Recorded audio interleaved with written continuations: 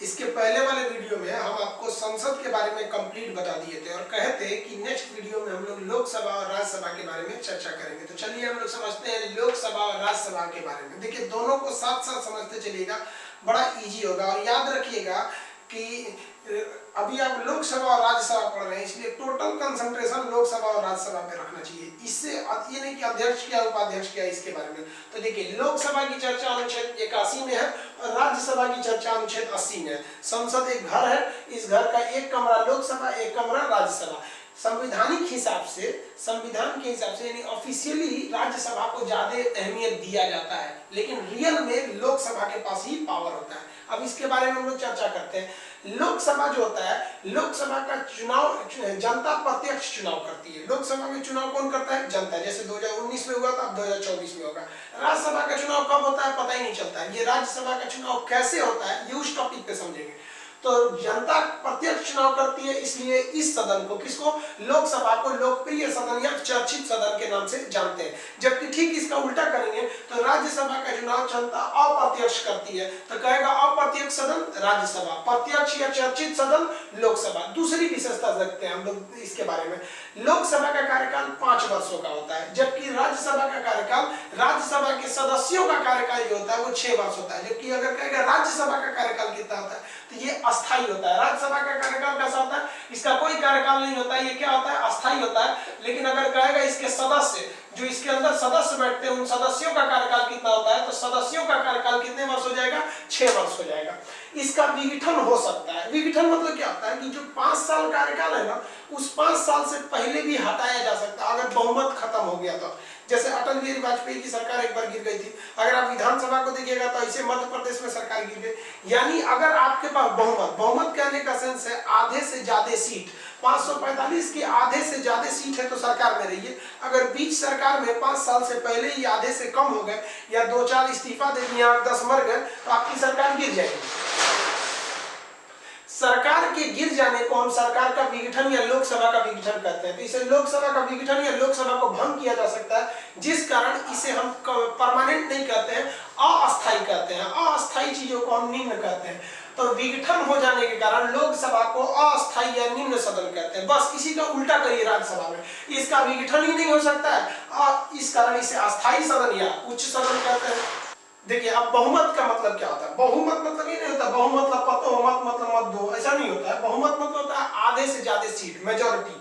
तो अगर बहुमत के आधार पर, अगर लोकसभा में 545 सीटें हैं तो उसमें आपका बहुमत है, तो उसी के बहुमत के आधार पर प्रधानमंत्री का चुनाव होता है, उसी के आधार पर प्रधानमंत्री चुना जाता है। जिस कारण इस सदन को हम प्रथम सदन कहते हैं।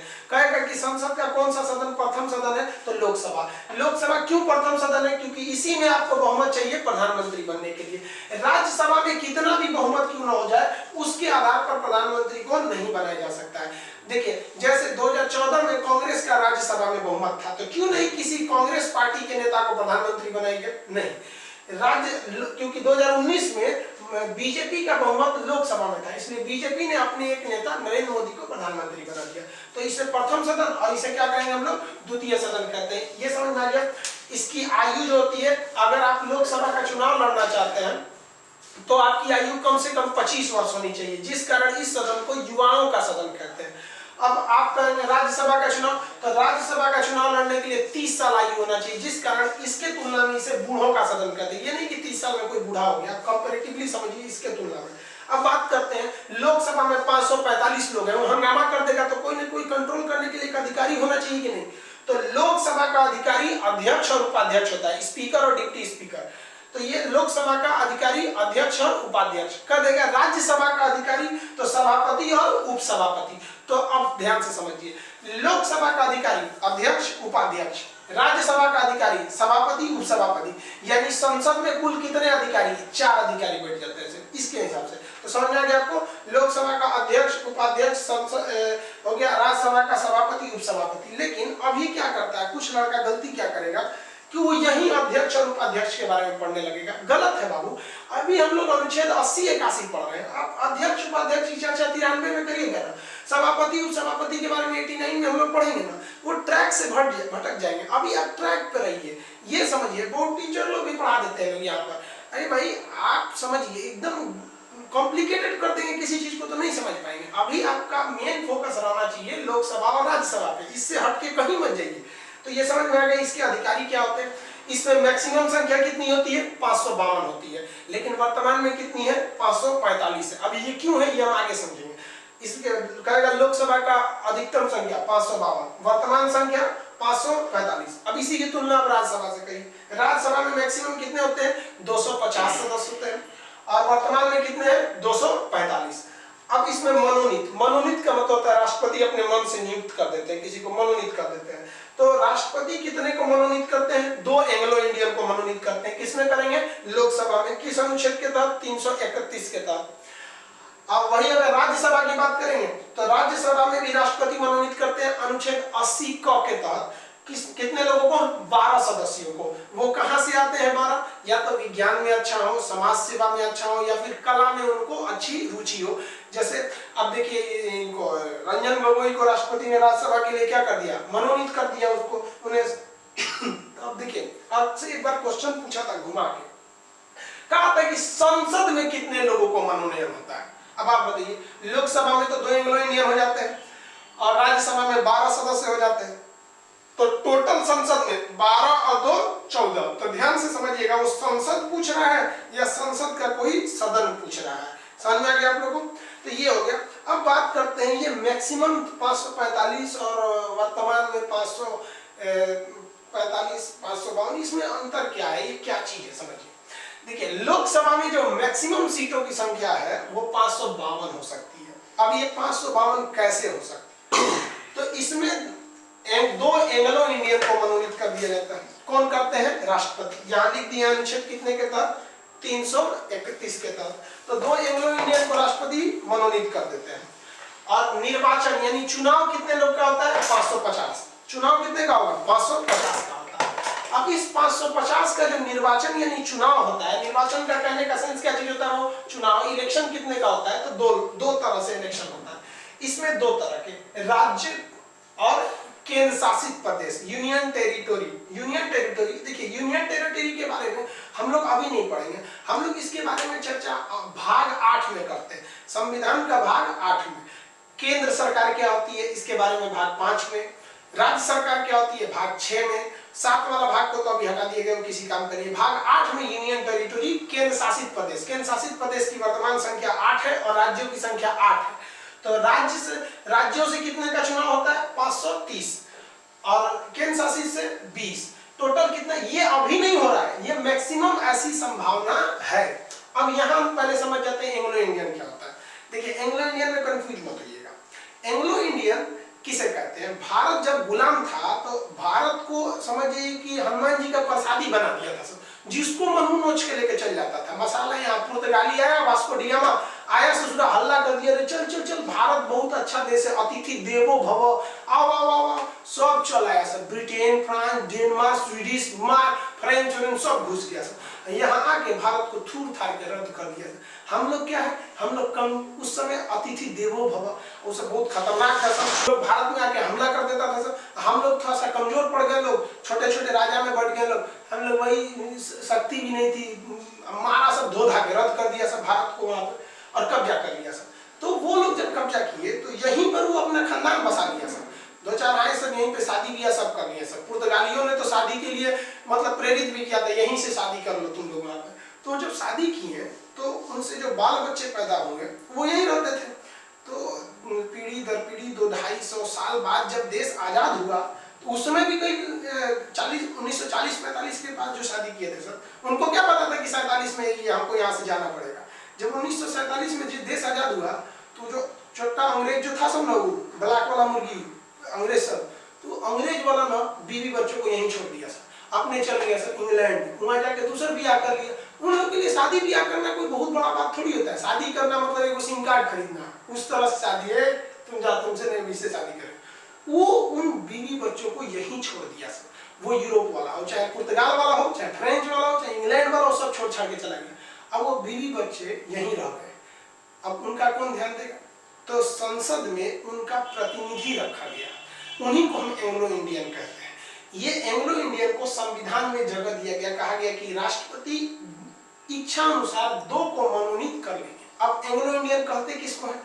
तो वैसा लड़का जिसकी माता तो हिंदुस्तानी है लेकिन बाप यूरोप के किसी एक देश का, देखिए अन्य महाद्वीप की चर्चा नहीं करिएगा, या यूरोप के किसी एक देश का नहीं, देखिए यूरोप वाले ही यहाँ आए थे। तो एंग्लो इंडियन एक तरह से ये गाली का शब्द होता है, समझ में आया ना, कि भारत में इसको एक तरह से गाली समझा जाता है। देखिए ये गाली है नहीं, लेकिन इसको एक तरह से अजीब मानना से देखी जाती है कि अंग्रेज आया सा बाल बच्चा पैदा करके छोड़ छाड़ के चला गया, तो उन्हें एंग्लो इंडियन कहते हैं। समझ में आ गया आप लोग को एंग्लो इंडियन? तो संविधान के अनुच्छेद 331 के तहत एंग्लो इंडियन के लिए 2 सीटें आरक्षित की गई थी। ये याद रखिएगा, 95वां संविधान संशोधन 2009 में कहा गया कि 2020 तक 2 एंग्लो इंडियन का मनोनयन संविधान में किया जाएगा। अब ये 2020 चल रहा है, अब इसमें कोरोना घुस गया है, अब कोरोना जब खत्म होगा, सदन चलेगा, तब देखा जाएगा कि इनकी सदस्यता यानी ये प्रावधान आगे बढ़ाया जाता है या नहीं बढ़ाया जाता। समझ में आ गया? तो ये एंग्लो इंडियन का किसे कहते हैं, ये समझ में आ गया होगा आप लोग को। तो ये अधिकतम संभावित संख्या है। अब हम लोग आगे समझते हैं वर्तमान संख्या कितनी है। लोकसभा में वर्तमान में 545 सदस्य का ही निर्वाचन होता है, 5 सदस्य का निर्वाचन नहीं होता। आखिर ऐसा निर्वाचन क्यों नहीं होता है? तो समझिए, पीओके, पाक ऑक्युपाइड कश्मीर, ये जो हम कश्मीर देख रहे हैं, 1948 में ही पाकिस्तान ने इतना कश्मीर को कब्जा कर लिया, हमारे कुल कश्मीर का 30% कब्जा कर लिया। अब संविधान लिखा ये रहा 1948 में, और घुस के कब्जा कर लिया ये 30%। यहाँ पर संविधान बना 1949 में, लागू हुआ 1950 में, उससे पहले हमारा एक और खोपड़ियों में चले गया पाकिस्तान। तो उस कश्मीर को कहते हैं पाक ऑक्युपाइड कश्मीर, पाक अधिकृत कश्मीर। तो भारतीय संविधान वालों ने कहा यह विरोध दिखाने के लिए कि हमारे संसद के अंदर 5 सीटें खाली रहेंगी, और वह 5 सीटें इसलिए खाली रहेंगी कि जब जब कोई ना कोई प्रधानमंत्री इस देश में आए, जब भी कोई संसद में आए, तो वो खाली कुर्सियां देखकर उसके मन में ये भावना आए कि हमारा सपना आज भी अधूरा है। हम वो सीटें तभी भरी जाएंगी 5 जब हम ये पीओके को लेकर आएंगे, और यह पीओके एक ना एक दिन आएगा। बकरे की अम्मा कब तक खैर मनाएंगी, एक ना एक दिन हम इसको लेकर आएंगे, और जब लेकर आएंगे तो हम लोग के लिए भी फायदा होगा। ये नहीं पढ़ाना पड़ेगा कि अधिकतम इतना, वर्तमान इतना। पीओके के लिए हम लोग 5 सीटें रख देते हैं। तो वर्तमान में हम लोग अभी पीओके यानी पाक ऑक्युपाइड कश्मीर को नहीं ला पाए हैं, तो अभी संख्या कितनी है? 545। इस 545 में 2 तरह से चुनाव कितने का होता है? 543 का। मनोनीत कितने होते हैं? 2 एंग्लो इंडियन होते हैं। अब देखिए, निर्वाचन में भी 2 तरह का, स्टेट वाले मिलकर 530 सदस्यों का निर्वाचित कर देते हैं, और यूनियन टेरिटरी, केंद्र शासित प्रदेश जैसे दिल्ली है, दिल्ली में केंद्र शासित प्रदेश अकेले दिल्ली में 7 सीट है। केंद्र शासित प्रदेश दिल्ली में लोकसभा की 7 सीट है। एक अंडमान निकोबार में है, एक लक्षद्वीप में है, एक पांडिचेरी में है, एक आपका दादरा नगर हवेली, सब एक सीट दे दिया गया है उन सबको। तो यूनियन टेरिटरी के लिए 13 और स्टेट के लिए 530। एंग्लो इंडियन का 2 मनोनीत करते हैं, समझ आ गया? अगर कोई एक एंग्लो इंडियन इधर से कहीं से चुनाव जीत के आ गया, तो इधर 2 का मनोनयन नहीं किया जाएगा, तब 1 का किया जाएगा। मान लिया कि 2 एंग्लो इंडियन कहीं से चुनाव जीतकर आ गया, तब यहाँ 1 का भी राष्ट्रपति मनोनीत नहीं करेंगे। ये एंग्लो इंडियन समझ में आ गया? तो ये आप कंपैरेटिवली समझ गए, लोकसभा क्या है, राज्यसभा क्या है। अगर लोकसभा राज्यसभा समझ गए ना, तो यही आप सबको समझ में आएगा विधानसभा और विधान परिषद। इसका आप एक स्क्रीनशॉट लीजिए, जब तक हम तुरंत उसको समझाते हैं। देखिए, हम आपको लोकसभा और राज्यसभा के बारे में कंप्लीट बता देंगे। देश चलाने की जिम्मेदारी केंद्र सरकार की रहती है। अब हम केंद्र और राज्य की तुलना करते हैं। बहुत लड़का कंफ्यूज होता है, लोकसभा, राज्यसभा, विधानसभा, विधानमंडल, विधान परिषद, ये क्या चीज होते हैं? देश चलाने की जिम्मेदारी केंद्र सरकार की होती है। केंद्र सरकार की सारी चर्चा संविधान के भाग 5 में किया गया है, ठीक है। वैसे ही प्रांत यानी राज्य प्रांत की चलाने की जिम्मेदारी राज्य सरकार की रहती है। इसकी चर्चा भाग 6 में किया गया। देखिए, वो 5 और ये 6। अब देश कहां से चलाए जाते हैं? तो संसद से। तो राज्य कहां से चलाए जाते हैं? विधानमंडल से। कहां से? विधानमंडल से। देश चलाने वाले संसद के कितने अंग? 3 अंग, लोकसभा, राज्यसभा, राष्ट्रपति। उसी तरह राज्य चलाने वाले विधानमंडल के कितने अंग? 3 अंग, विधानसभा, विधान परिषद, राज्यपाल। तो इधर राज्य में अगर बात करिएगा, राज्य में, तो राज्य में हो जाता है विधानसभा, विधान परिषद और राज्यपाल। केंद्र में लोकसभा, राज्यसभा, राष्ट्रपति। इन तीनों को मिलाएंगे बनेगा संसद, और नीचे में विधानसभा, विधान परिषद, राज्यपाल को मिलाएंगे बनेगा विधानमंडल। विधानमंडल एक कमरा है, इस कमरे में 2 सदन। जिस तरह से संसद एक कमरा है, इसके 2 सदन, एक लोकसभा, एक राज्यसभा। उसी तरह विधानमंडल एक कमरा है, इसके 2 सदन, एक लोकसभा, एक राज्यसभा। देखिए, लोकसभा तुलना रखता है विधानसभा से। लोकसभा का सदस्य बनने के लिए 25 साल, तो विधानसभा का सदस्य बनने के लिए भी 25 साल। जो जो विशेषता लोकसभा की वही सारी विशेषता विधानसभा की। अब राज्यसभा तुलना रखता है विधान परिषद से। राज्यसभा में जाना है तो 30 साल, विधान परिषद में जाना है तो भी 30 साल। संसद का सबसे मुख्य अंग मतलब एक तरह से तीसरा अंग राष्ट्रपति, तो विधानमंडल का राज्यपाल। राष्ट्रपति बनने के लिए 35 साल, तो राज्यपाल बनने के लिए भी 35 साल। समझ आ गया। केंद्र में बैठा है संसद। संसद के कितने अंग? 3 अंग, लोकसभा, राज्यसभा, राष्ट्रपति। कितने सदन? 2 सदन, लोकसभा, राज्यसभा। उसी तरह राज्य की जिम्मेदारी विधानमंडल। विधानमंडल के कितने अंग? 3 अंग, विधानसभा, विधान परिषद, राज्यपाल। कितने सदन? 2 सदन, विधानसभा, विधान परिषद। हम आपको इन दोनों के बारे में कंप्लीट बता दिए, आप इससे तुलना कर सकते हैं। बाकी डिटेल के बारे में जानकारी के लिए हम भाग 6 में चर्चा करेंगे। राज्यपाल की अलग से चर्चा करेंगे, राष्ट्रपति की अलग से चर्चा करेंगे। जब तक आप इसका एक स्क्रीनशॉट लीजिए, नेक्स्ट वीडियो में बताएंगे आगे।